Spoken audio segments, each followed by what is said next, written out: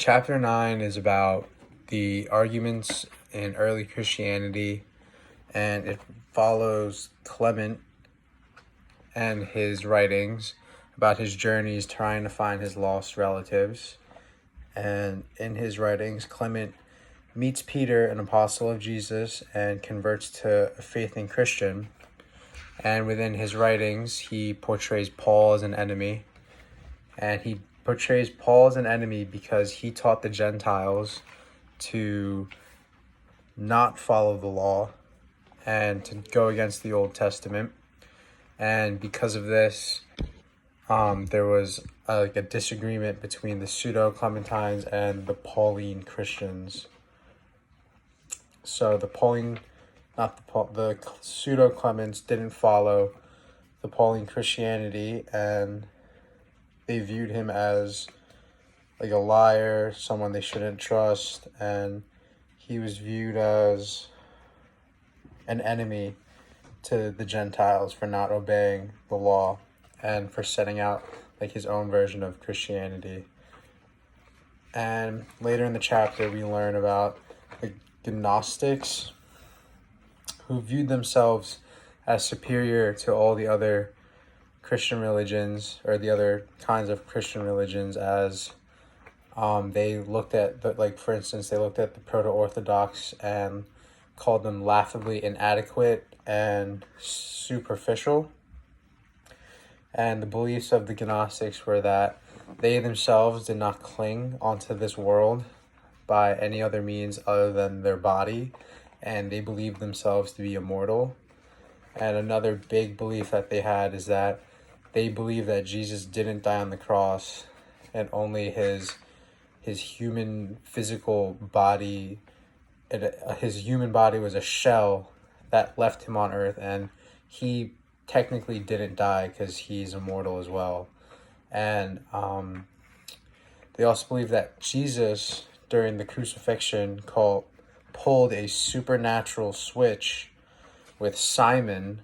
So they believe that Jesus switched bodies, transforming himself to look like Simon, and Simon transforming himself to look like Jesus. So the Romans proceeded to crucify the wrong man, and so they crucified Simon and not Jesus.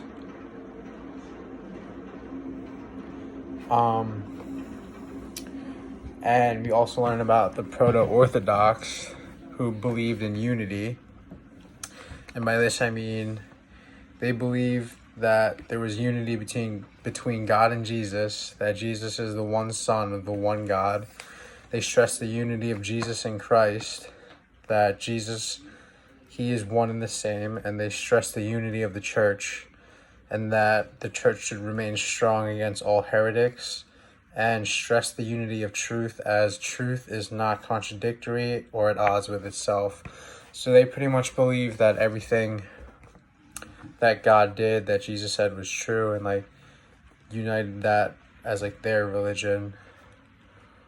And they believe that their views of their own religion was handed down from the very beginning, and it was rooted in the unity of Jesus with his apostles.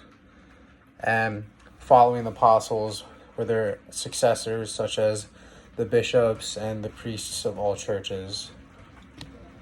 But within the Proto-Orthodox, there were heretics who participated in the contamination theory, which is theory that as time goes on, one heretic corrupts that already corrupted work of his predecessor, so that heretic circles continue. So pretty much they believe that once someone lies and they're followed, eventually everything they believe and so forth are all lies. And the Proto-Orthodox also believed in the apostolic teachings of the apostles. And for example, the Nicene Creed begins with, "We believe in one God." So it shows that they still believe in unity.